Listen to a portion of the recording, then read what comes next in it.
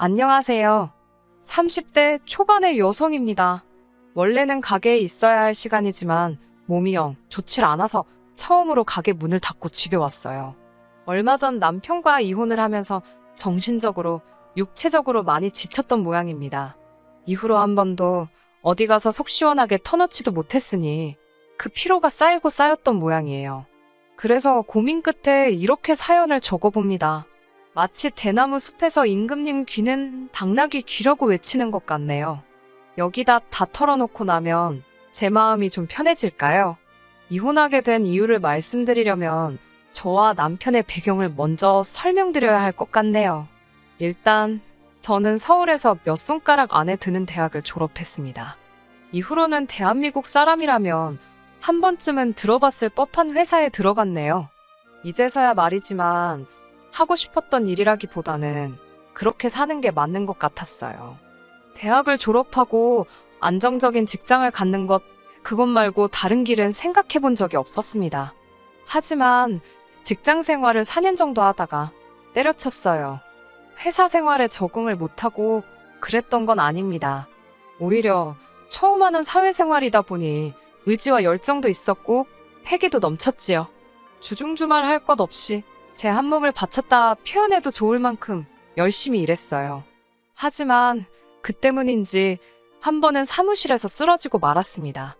그 길로 바로 앰뷸런스 타고 응급실을 가게 되었지요. 병원에 누워있는데 문득 그런 생각이 들더라고요. 이렇게 사는 게 맞나? 죽기 살기로 일해서 회사 좋은 일만 시키는 건 아닌가? 이 정도 열정이라면 뭐래도 난 잘할 수 있을 것 같다는 겁이 없었던 거지요. 돌이켜 생각해보면 솔직히 회사 생활이 마음은 편했습니다. 제가 그랬다는 건 아니지만 설렁설렁 시간만 때워도 한 달에 한 번씩 돈 들어오잖아요. 마음 고생할 일도 없고 그렇기에 회사를 관두고 장사를 시작하겠다라는 생각을 행동에 옮기기까지가 쉬운 결정은 아니었습니다. 그리고 그때만 하더라도 제가 요리의 요자도 모르는 사람이었거든요. 결국 고민 끝에 일단 아르바이트라도 해보자는 결론을 내렸습니다. 그렇게 퇴근 후에는 집 근처 식당에서 일을 하기 시작했어요. 설거지부터 시작해서 서빙에 고기 굽기까지 안 해본 게 없습니다. 돈을 번다기보다는 수업을 듣는다는 생각으로 열심히 다녔어요. 그렇게 6개월 정도 해보고 할 수 있겠다는 확신을 갖게 되었지요. 스스로에 대한 확신은 생겼지만 더 큰 관문이 남아있었으니 바로 부모님을 설득하는 일이었습니다. 부모님께선 항상 입버릇처럼 제가 얌전히 회사 생활하다가 좋은 사람을 만나서 결혼하면 좋겠다고 말씀하셨거든요. 그런 부모님께 제가 식당에서 일을 하고 있다는 것과 앞으로 식당을 차릴 거라고 했을 때 어떤 반응이셨을지 상상이 되실까요? 어머니께선 굳이 왜 사서 고생을 하려 하냐, 배부르고 등 따시니까 딴 생각을 하는 거다, 이제껏 고생의 기억자도 모르게 키워놨는데 왜 험한 길로 가려고 하냐, 너무 속상해 하셨습니다. 하지만 아버지의 반응은 달랐어요. 아버지께선 그 정도로 노력을 해보고 하는 이야기라니 말리지 않으시겠다며 사업도 다시 일어날 수 있을 때 해보는 게 좋다, 이렇게 된 거 한번 열심히 해보라고 절 응원해 주셨지요. 나중에 들었는데 아버지께서 저에게 그렇게 말씀해 주셔서 어머니께 엄청 혼나셨다고 하더라고요. 아주 그냥 딸내미 고생하라고 고사를 지내지 그랬냐면서요. 아, 저희 부모님은 사이가 좋으신 분들입니다. 그리고 마침내 저는 입사한 지 6년 차가 되던 해에 회사를 나왔습니다. 친구들과 지인들의 반응은 크게 두 갈래로 나뉘었어요. 대단하다와 미쳤다였지요. 모두 다 응원이라 생각하고 회사에서 멀지 않은 곳에 위치한 신축 오피스텔 상가에서 배달 전문 국밥집을 열었어요. 그리고 음식점은 제 예상보다 빠른 속도로 성장해 나갔습니다. 오픈한 지 4개월 만에 저 혼자서는 감당하기 어려울 만큼 주문량이 늘었거든요. 물 들어올 때 노저우라 하잖아요. 저는 고민 끝에 조금 더 큰 평수의 가게로 위치도 옮겼고 배달만 하던 가게에서 내부에서 식사도 가능한 식당으로 규모를 키웠습니다. 배달만 하던 때와 달리 홀손님을 받기 시작하자 아무래도 자주 오시는 단골 손님들과 친분도 쌓이기 시작했어요. 그리고 남편은 그 손님들 중 한 명이었지요. 무슨 출석 도장이라도 찍듯 일주일에 두세 번은 가게를 찾아왔는데 매번 똑같은 메뉴만 먹어서 모른 척을 할래야 할 수가 없었어요. 그러다 하루는 자기 아는 동생이 빵집을 오픈해서 거길 갔었는데 제 생각이 났다며 디저트 몇 가지를 두고 가더라고요. 솔직히 동네 장사다 보니 손님들이 떡도 가져다 주시고 뭐 이런 거 저런 거 소소하게 챙겨주시는 경우가 종종 있어요. 그래서 남편의 디저트도 그런 뭐랄까 이웃으로서의 호의라고 생각했지요. 하지만 남편의 간식 공세는 점점 빈도수도 잦아졌고 가격대도 높아져 갔습니다. 단순히 이웃의 호의라고 생각하기엔 조금씩 불편하게 느껴지더라고요. 게다가 식사를 공짜로 줄 수는 없었으니 의도치 않게 일방적으로 받기만 하는 상황이 되었고요. 고민 끝에 남편에게 부담스럽다고 솔직히 털어놓았습니다. 그러자 남편은 그렇게 생각할 줄은 몰랐다며 사실은 저를 좋아했답니다. 그러면서 저를 진지하게 알아가고 싶다고 하더군요. 생각지 못한 남편의 고백이 당황스러웠지만 남편이 쑥스러운 듯 죽벽거리는 모습이 왠지 순진하게 느껴져서 제 마음에 문이 열렸던 것 같아요. 저는 남편에게 생각해보겠다 했고 그렇게 일주일 후 저희는 정식으로 사귀는 사이가 되었습니다. 남편은 중소기업을 다니는 평범한 직장인이었습니다. 벌이가 넉넉한 건 아니었지만 사람과 사람이 만나는데 돈이 전부는 아니잖아요. 성실하고 자상한 남편의 성격을 보고 결혼을 결심했습니다. 사실 이 밖에도 남편은 여러 가지 좋은 점이 있던 사람입니다만 결혼해서 이혼까지 한 마당에 제가 전 남편 추켜 세워서 어디다 쓰겠어요? 그냥 제가 바보같이 남편의 성격 하나만 보고 결혼을 결심한 게 중요한 거고 어리석었던 거지요. 남편에게는 위로 나이 차이가 제법 나는 누나가 한 명 있습니다. 결혼 전에는 만나보지 못했고요. 사실 제가 몇 번이고 만나보고 싶다고 남편에게 말은 했었거든요. 주변에서는 신우 될 사람을 못하러 만나고 싶어 하냐며 저더러 특이하다, 이상하다 했지만 저는 어차피 한 가족이 될 사이인데 미리 친해져서 나쁠 게 있나? 그렇게 단순하게 생각했어요. 또 저는 남편과는 달리 외동으로 자랐다 보니 신우가 생긴다기보다는 친한 언니가 생기는 거라고 한마디로 멍청한 착각을 하고 있었거든요. 아무튼 남편에게 왜 당신 누나는 날 만나고 싶어 하지 않아 하냐니까 남편이 축벽거리더니 자기가 쪽팔려서 못 보여주겠답니다. 그리고 그때는 뭐가 쪽팔린다는 건지 남편이 정확히 말해주지 않아서 몰랐는데 결혼 후 제가 직접 겪어보니까 너무나 이해가 되더라고요. 저희 신우는 사고방식이 아주 글러먹었습니다. 상식이라는 게 없고 지 멋대로이지요. 자기한테 불리한 상황이 되면 보통 사람들은 잘못을 인정하고 사과를 하면서 어떻게든 상황을 수습하려고 하잖아요. 그런데 신우는 그런 게 없습니다. 잔머리를 쓰거나 거짓말을 해서 상황을 모면하려고 하지요. 게다가 이기적이기도 얼마나 이기적인지 남의 사정이란 건 안중에도 없습니다. 한 번은 이런 일이 있었어요. 결혼하고 얼마 지나지 않아 있었던 일입니다. 신우에게는 8살짜리 아들이 있었는데요. 어찌나 극성 맞고 말을 안 듣는지 유치원 원장 선생님이신 저희 친정어머니께서도 상견례 자리와 결혼식에서 시조카를 보시고는 고개를 절레절레 저으실 정도였네요. 저는 결혼 전부터 거북이를 한 마리 키우고 있습니다. 원래는 강아지나 고양이를 입양할 생각이었는데 식당을 운영하게 되면서 아무래도 털 날리는 동물은 안 되겠더라고요. 친구들은 저더러 걱정을 사서 한다고 무안을 줬지만 솔직히 아무리 조심한다고 해도 옷에 붙은 강아지나 고양이 털이 식당에 딸려갈 수도 있잖아요. 위생은 식당의 생존과 직결되는 부분이다 보니 조심스러울 수밖에 없었네요. 고민을 거듭하는 절 보고 한 친구가 저에게 거북이를 선물해 주었습니다. 손도 많이 안 가서 키우기 어렵지 않고 또 계속 보고 있으면 은근히 예쁜 구석이 있다면서요. 그리고 그때부터 지금까지 가족처럼 키우고 있지요. 그리고 이게 문제가 될지는 몰랐네요. 신우 아들이 제 거북이를 엄청 좋아합니다. 신우의 사적인 부분이라 이렇게 이야기를 해도 될지 조심스럽습니다만 신우가 사는 형편이 좋지가 못해요. 누구 하나 저에게 속 시원히 말해준 사람이 없어서 신우가 왜 그러고 사는지는 저도 잘 모르고요.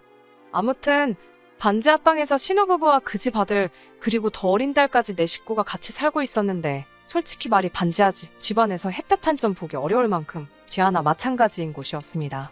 신우 말로는 곧 아파트로 이사 갈 거라고 했지만 처음엔 저도 괜한 오지랖으로 거기서 옴짝달싹 못하고 시조카드라고 지내는 신우가 안쓰럽더라고요. 그래서 몇 번 신우가 저희 집에 놀러가도 되냐고 물어봤을 때 그러라 했었습니다. 그런데 그게 화근이었지요. 신우는 제 말 뜻을 아무 때나 와도 좋다쯤으로 이해했나 봅니다. 이후로 연락도 없이 찾아오기가 여러 번이었거든요.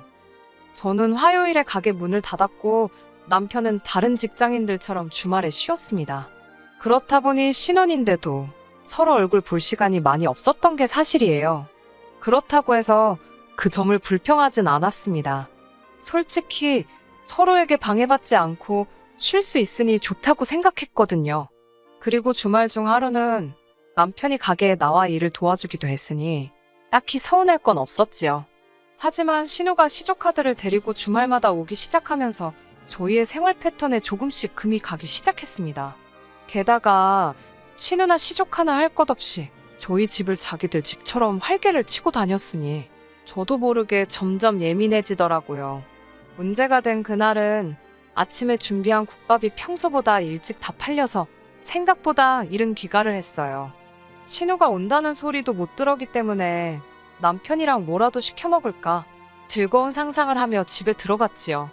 하지만 집에 들어서기가 무섭게 짜증나는 상황을 보고 말았습니다. 시조카가 어항에서 거북이를 꺼내 이리저리 주물떡거리고 있더라고요. 어이가 없어서 제가 바로 거북이를 낚아채 어항으로 돌려놨습니다. 그러자 시조카가 자기 지금 갖고 놀고 있다며 당장 내놓으라며 울어제끼더라고요. 신우가 어디선가 불이 나게 쫓아와서는 그까짓 거북이가 자기 아들보다 중요하냐며 소리를 꽥 질렀고요. 제가 하는 행동이 자기 아들의 EQ 감성을 해치는 거라나 감수성을 망가뜨린다나 뭐 말 같지도 않은 소리를 하면서 말이지요. 그러면서 자기 같으면 시조카한테 그냥 선물로 줬을 거랍니다. 제가 황당해서 신우한테 동네 수족관 가서 하나 사주라고 그랬어요. 얼마 비싸지도 않다고요. 그러자 신우가 한다는 말이 자기가 5,000원 줄 테니까 일주일만 빌려달랍니다. 자기 아들이 일주일 정도 데리고 있으면 분명히 질릴 거라면서요. 엄연한 생명체인데 그걸 돈 주고 빌리려는 신우의 사고방식이 도무지 이해가 되질 않아서 정말 입을 떡 벌리고 신우를 쳐다봤습니다. 그래도 저 신우를 이해해보려고 했습니다. 애가 하도 찡찡대고 그러니 정신 사나워서 실언을 한 거겠지라고요. 하지만 신우의 성격 자체가 문제가 있다는 걸 알게 되기까지는 오랜 시간이 걸리지 않았습니다. 하루는 남편이 저에게 오늘만 차를 바꿔 타면 안 되겠냐고 묻더라고요. 평소에 남편은 외제차인 제 차는 부담스러워서 끌기 싫어하는 사람이었기 때문에 그런 남편의 제안이 꽤나 의아했어요. 하지만 오래지 않아 남편의 의도를 알아차리게 되었네요. 남편이 저에게 그런 이야기를 꺼냈던 건 바로 신우 때문이었습니다. 신우가 친구들과 모처럼 만나기로 했었대요. 그런데 신우가 저희 남편에게 그 약속 이야기를 하면서 제 차를 좀 빌려달라 하더랍니다. 남편은 그러면 누나가 직접 이야기하라 했대요. 그런데 신우가 자존심 상한다고 어떻게 그런 소리를 하냐면서 너는 네 누나가 네 마누라한테 아쉬운 소리 하는 게 보고 싶은 거냐며 악다구니를 썼다네요. 그 기세에 눌린 남편이 결국 저에게 말도 안 하고 제 차를 신우에게 가져다 주었고요. 제가 이 사정을 알게 된 건 신우가 사고를 냈기 때문이었습니다. 막말로 티나 안 나게 조심히 타지 이게 다 무슨 일인가 싶어서 짜증이 몰려오더라고요. 남편과 신우가 잔머리를 굴려 저 몰래 제 차를 가져갔다 보니 보험이고 뭐고 아무런 대비책도 없었거든요. 큰 사고는 아니었지만 결국 상대방에게 현찰로 300을 주기로 하고 대신 법적인 절차는 밟지 않는 쪽으로 이야기가 되었습니다. 그리고 상식적으로 이 일은 신우가 수습하는 게 맞다고 생각했기에 300을 달라고 했어요. 그러자 신우가 보이는 반응이 아주 가관이었습니다. 아주 정색을 하면서 그걸 자기가 왜 내냐고 저에게 따지더라고요. 그러더니 대뜸 저희 남편한테 뒤집어 씌우는 게 아니겠어요? 보험도 안 들고 자기한테 차를 가져다 준 제 남편이 잘못한 거라면서요. 그러면서 절대로 300은 못 준다고 아주 어깃장을 놓았습니다. 제가 신우였으면 이후로는 솔직히 올케인 제 눈치가 보여서라도 더는 아쉬운 소리를 안 했을 것 같아요. 하지만 저희 신우는 정말 속도 없더라고요.